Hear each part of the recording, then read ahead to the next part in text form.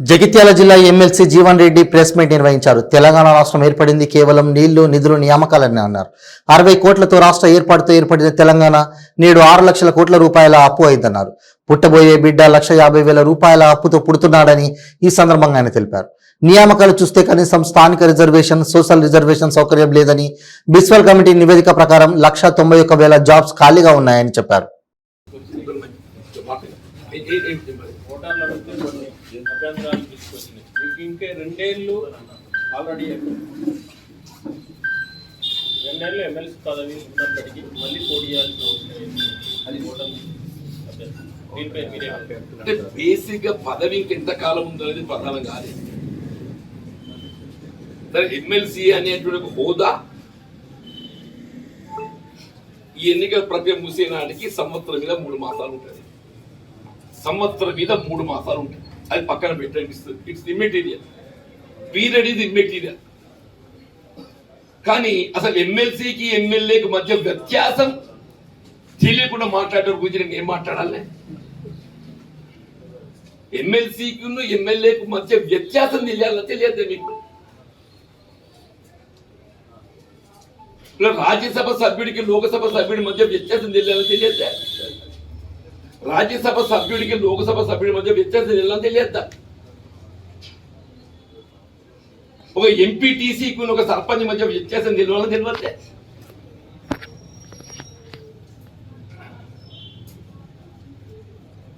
ఇవాళ ఎమ్మెల్యే అనేది ఒక సర్పంచ్ లాగా. ఉదాహరణ చెప్పండి, గ్రామ స్థాయిలో ఏ విధంగా సర్పంచ్ పై ఆ గ్రామానికి సంబంధించినటువంటి విధి విధానాలు, అభివృద్ధి, సంక్షేమ కార్యక్రమం అమల్లో ఏదైతుందో ప్రధాన బాధ్యత ఆయనపై ఉండే విధంగా నిర్ణయాధికారాలు ఉంటాయో, ఇలా ఎమ్మెల్యే అనేది కూడా నియోజకవర్గ స్థాయిలో చేపట్టబడేటువంటి ప్రతి అభివృద్ధి సంక్షేమ కార్యక్రమాల అమల్లో, నియోజకవర్గ స్థాయిలో చేపట్టబడే ప్రతి అభివృద్ధి సంక్షేమ కార్యక్రమాల అమల్లో శాసనసభ్యుడు ప్రధాన పాత్ర పోషించబోతారని చెప్పండి.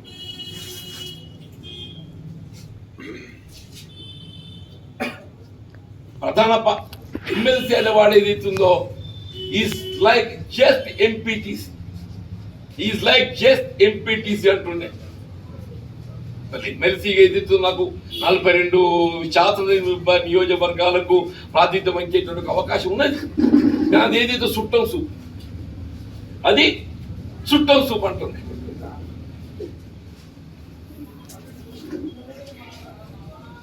జగిత్యాల నియోజకవర్గం ఈ ప్రాంతంతో నాకు పెనవేసుకుని ఉన్నటువంటి అనుబంధం, జగిత్యాల నియోజకవర్గం ఈ ప్రాంతంతో నాకు పెనవేసుకుని ఉన్నటువంటి అనుబంధం అని చెప్పి అంటున్నాను. నేను వచ్చిన 6 పర్యాయాలు ఇక్కడ శాసనసభ్యుడే ప్రాతినిధ్యం వహించింది. సరే, కొన్ని కార్యక్రమాలు చేయగలిగిన, కొన్ని చేయవలసిన మిగిలిపోయి ఉండొచ్చు. కానీ వాళ్ళ జగిత్యాల ప్రజానీకానికి ఏదైతుందో వారితో నాకు ఉన్నటువంటి అనుబంధం చెప్పట్టు నేను నా జీవిత కాలం చెప్పంటున్నాను. వారి సేవలో నిమగ్నమయ్యే విధంగా నేను బాధ్యత వహించాలనేటువంటి ఒక భావనతోని ఎమ్మెల్యే పోటీ చేస్తున్నాను. ప్రజా జీవితంలో పదవులు ప్రధానం కాదంటున్నా, పదవులు ప్రధానం కాదని చెప్పంటూ, ఏ హోదా అనేది ప్రధానం కాదని చెప్పంటూ నేను ప్రజాసేవ లక్ష్యంగా చెప్పండి. నాకు మిత్రులు మాట్లాడుతుంటే ఆశ్చర్యం కలుగుతుంది. ఇలా కౌశిక్ రెడ్డి 4 సంవత్సరాలు ఉండగా ఎమ్మెల్యే పోటీ చేస్తుండే, హుజూరాబాద్కి వెళ్ళనుకుంటా బహుశా. పల్లా రాజేశ్వర రెడ్డి 4 సంవత్సరాలు ఉండగా పోటీ చేస్తుండే. నాదంటే 3 నెలలు, అది 3 నెలలు. వాళ్ళకి 4 సంవత్సరాలు ఉందని చెప్పి అంటున్నా. పల్లా రాజేశ్వర రెడ్డి కానీ, కౌశిక్ రెడ్డి కానీ, మిత్రులు బండి సంజయ్ గారు కానీ, అరవింద్ కానీ పార్లమెంట్ స్థాయిలో ఉన్నారు. వాడు ఒక విధంగా చూస్తే ఏదైతుందో శాసనసభ్యత్వానికంటే పార్లమెంట్ సభ్యత్వం ఒక మెట్టు పైకి అనుకుంటాం. కానీ శాసనసభ్యుడిగా నువ్వు ఏ మేరకు ప్రజానీకానికి అందుబాటులోని సేవలు అందించగలుగుతావో పార్లమెంట్ సభ్యుడి నీకు అవకాశం లభించదని చెప్పండి. శాసనసభ్యుడిగా నువ్వు ప్రజానీకానికి ఏ మేరకు అందుబాటులోని సేవలు అందించగలుగుతావో పార్లమెంట్ సభ్యుడిగా నీకు ఆ అవకాశాలు లభిస్తే చెప్పంటున్నా. మిత్రులు బండి సంజయ్ గారు, అరవింద్ గారు ఎమ్మెల్యే పోటీ చేస్తున్నారు చెప్పంటే స్థాయి కొరకు కాదు. స్థాయి కోరుకుంటే ఎంపీఏ పెద్ద స్థాయి, స్థాయి కోరుకుంటే ఎంపీఏ పెద్ద స్థాయి. ఇక్కడ ఎమ్మెల్యే పోటీ చేస్తున్నాం చెప్పంటే ప్రజానీకాన్ని సన్నిహితంగా బాధ్యతాయుతంగా పనిచేసేటువంటి ఒక హోదా ఇదని చెప్పండి. దయచేసి మిత్రులు ఎవరు మాట్లాడినా కానీ నాకు it's right occasion for giving clarity. It's right occasion for me to give clarity. చివరిసారి అంతకుముందు చూడు ఇదే చివరిసారి అన్నారు, మళ్ళీ కూడా ఇదే చివరిసారి తెస్తున్నారు. అంటే ఇదే చివరిసారి ఇది ఒకటి సార్, మీ నోట్ల మాటలు మొదలు పెట్టకండి, నా నోట్లకి వచ్చిన మాట్లాడాలి. ఎస్, నేను గతంలో ఒకసారి మాట్లాడుకుంటే ఏం మాట్లాడినది కూడా మీరు ఒకసారి తీసుకోవాలి. నాకు వయసు మీద పడ్డది, ఆరోగ్యం కూడా అంతంతే సహకరించడం లేదు.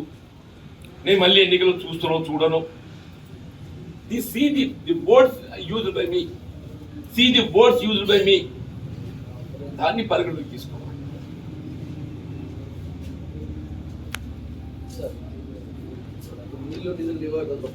చెప్పండి. స్థానికత అనేది కూడా తెలంగాణలో ప్రధానమైనటువంటి ఎగ్జాక్ట్లీ.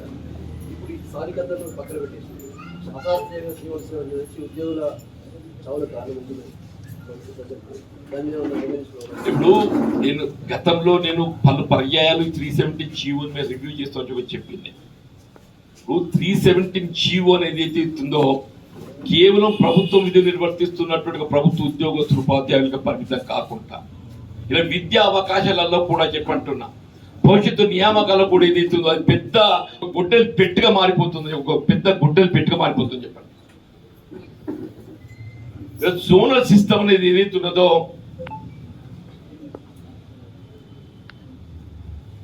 మీరు కనీసం మన ఉమ్మడి 10 జిల్లాలు జోన్స్ గా చేసినా బాగుంటుండే.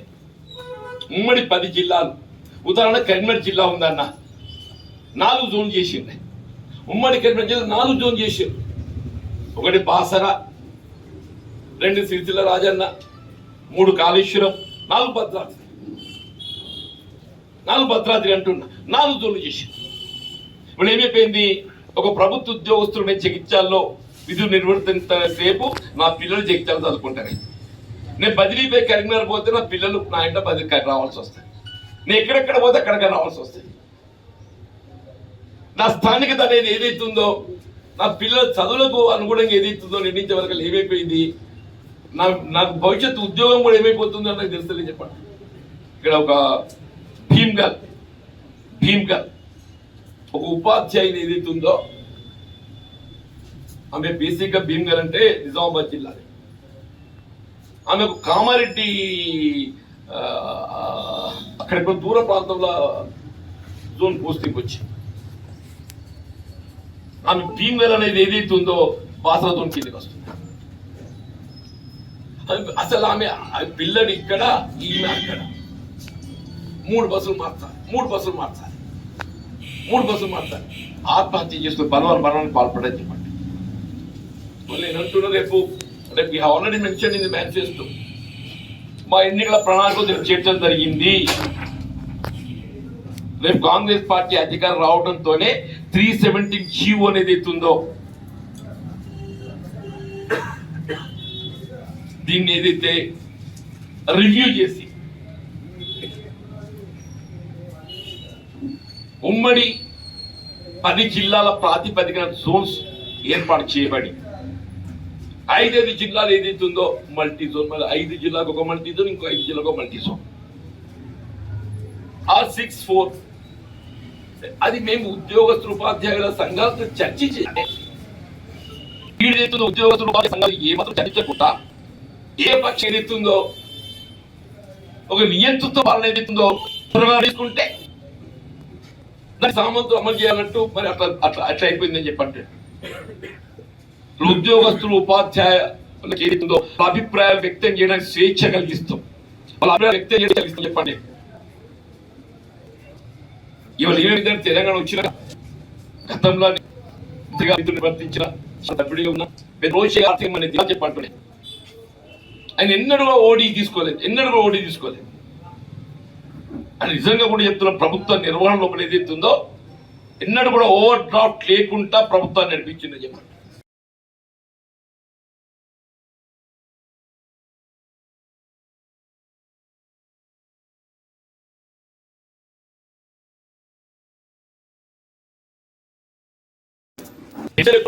సంవత్సరానికి ఒక పెన్షన్ ఎగిరిపోతున్నది, సంవత్సరానికి ఒక పెన్షన్ ఎగిరి పెన్షన్లే కాదు ఇతర పెన్షన్లే కానీ చెప్పి అంటున్నాను.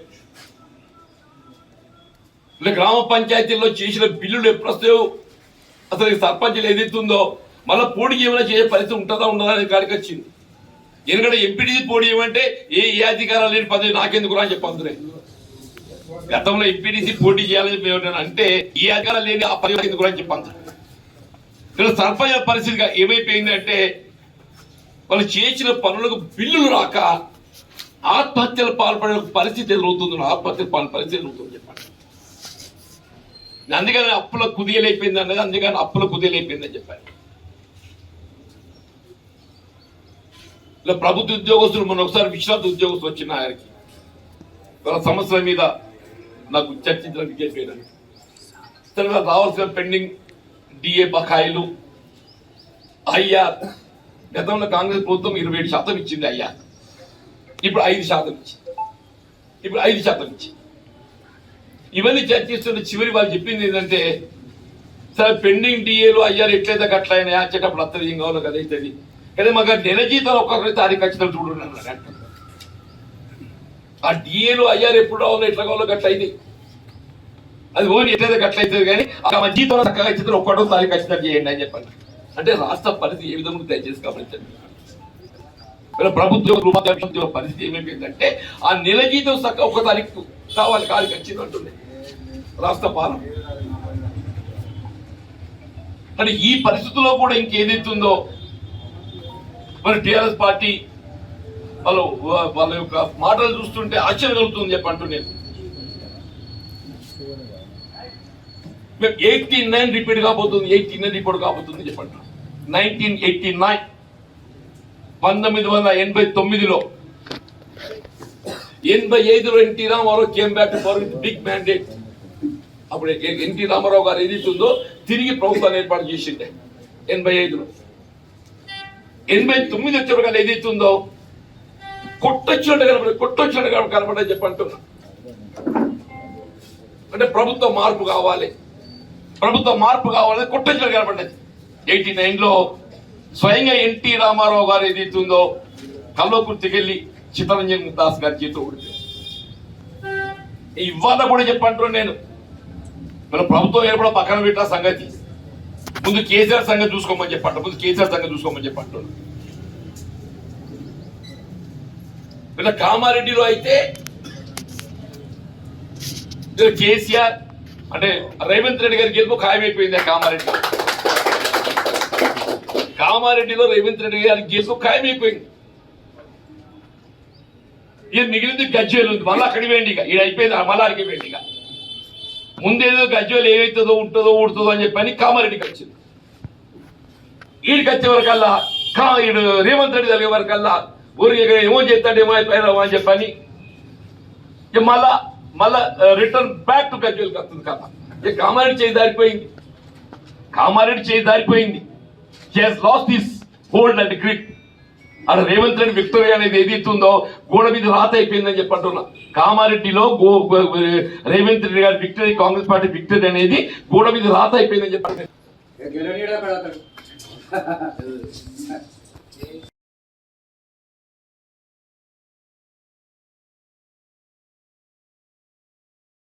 కూడా విశ్వాసం ఉంది, మాకు ఏమైందో చూద్దామంటే. గజ్వేల్ ఎవరు మీ పార్టీ గెలుస్తుందా? కామారెడ్డిలో రేవంత్ రెడ్డి చెప్పిన ఇక్కడ అవకాశం లేవని చెప్పి గజ్వేలు తిరిగిపోతుండని చెప్పాను నేను. గజ్వేలో చూద్దామని అన్నా. మేము గెలుస్తామని చెప్పిన భావన మాకున్నది. ఒక కాంగ్రెస్ వాదిగా ఏదైతుందో కాంగ్రెస్ పార్టీ గెలుస్తుందని విశ్వాసంతో మాట్లాడుతుంది. కేసీఆర్ పూర్తిగా ఓడిపోతుందని భావిస్తారు అంటే పరిస్థితి భారీ అంటే ఓడిపోతాడు అంటే పెద్ద ఆశ్చర్యం కాదు చెప్పంటూ నేను. కేసీఆర్ అన్న వాడు కేసీఆర్ 83 ఓడిపోయిండు తెలుసా ఈ సంగతి?